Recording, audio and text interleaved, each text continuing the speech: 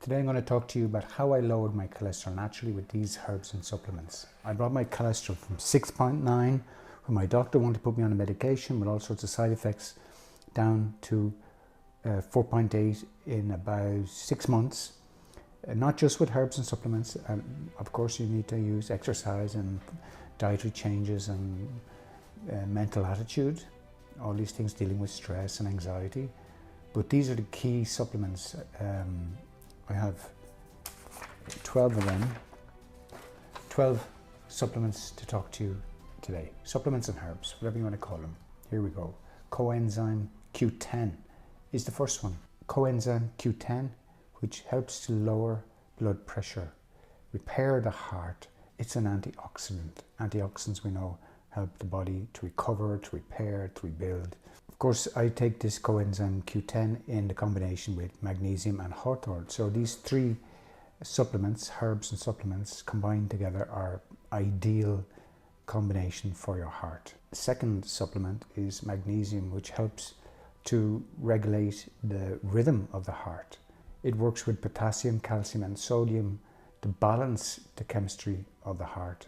Regulates the heart rhythm and promotes healthy blood pressure. Balances heart chemistry along with sodium, potassium and calcium. Number 3 is Hawthorn, one of my all-time favorite herbs. Has been a classic herbal remedy for the heart in Ireland for many years, hundreds of years, if not the last 100 years. It is a famous remedy, goes back 100 years to a doctor in Clare that treated people for heart disease, and it was really a success. It's Hawthorn. It's a beautiful plant that grows here in Ireland. It's a tree, it grows a berry. I make my own tincture out of the berry, and recently I harvested some hawthorn blossom, which comes in Ireland in May, and I make a beautiful tea from it. Hawthorn is an antioxidant. It has many actions, strengthens the heart muscle and relaxes the heart muscle in a sedative action. There isn't a better herb you can take to support your heart. The next combination of vitamins, in this case supplement vitamins, is D3 and K2. Vitamin D3 can also be found in liver, red meat, the yolk of the egg and oily fish. So vitamin 3, like some of the others, helps to repair the heart, reduce blood pressure and support healthy heart function, reduces the risk of cardiovascular events. A really important vitamin, has been shown by research. And number 5 then is vitamin K2. The best way to get K2 would be through fermented foods such as sauerkraut and fermented soya and other fermented foods. One of the big actions of vitamin K2 is it reduces the calcification, the buildup of calcium on the heart, which hardens. Not only are we trying to reduce our cholesterol or maintain a healthy cholesterol, you're trying to maintain healthy organ, healthy vessels, healthy veins, healthy arteries, healthy blood flow.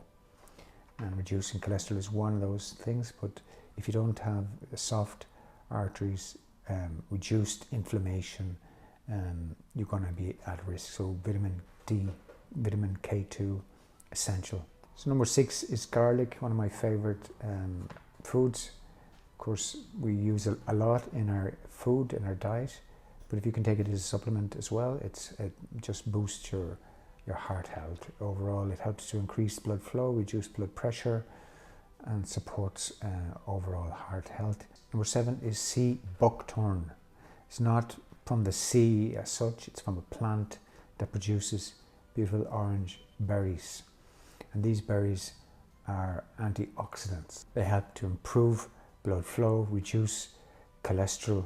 Sea buckthorn oil helps to reduce cholesterol, LDL cholesterol, improves blood flow, and it also increases the good cholesterol, HDL cholesterol. Number 8 is berberine. I have it in barberry. Barberry contains berberine. There are other herbs also have berberine, but berberine was one of the herbs I started taking in the 6 months when I reduced my cholesterol. I started berberine after the second test, and I think it definitely had an impact. You've got to decide which herbs and supplements work best for you.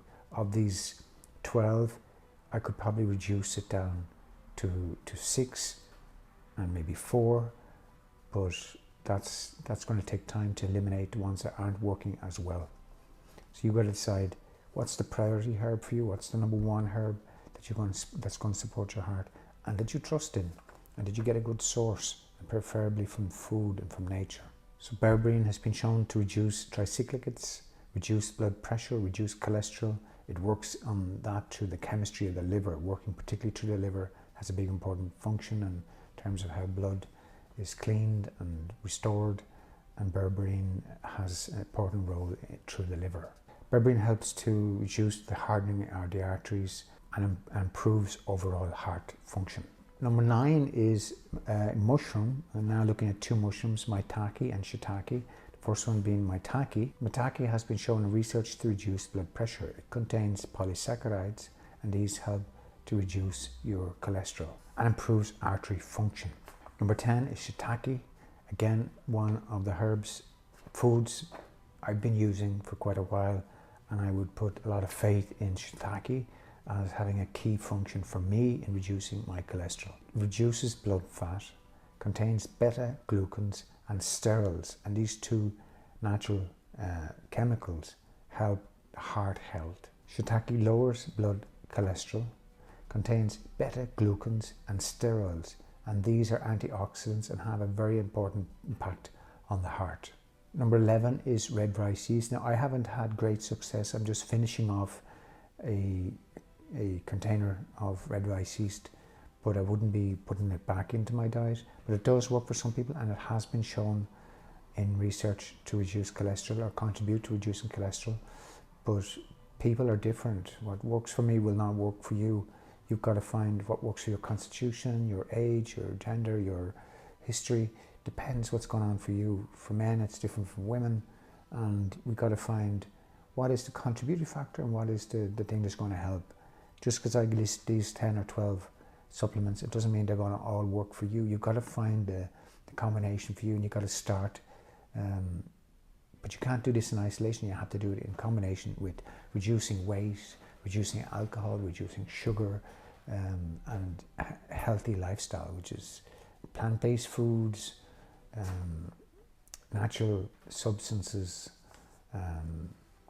no processed food, basically. Eliminate processed food, increase natural foods, reduce sugars, alcohol, and increase exercise. On top of that, mental health, mindfulness, anti-anxiety meditations, because anxiety and stress are 2 of the biggest contributors to heart disease through the inflammation systems in the body.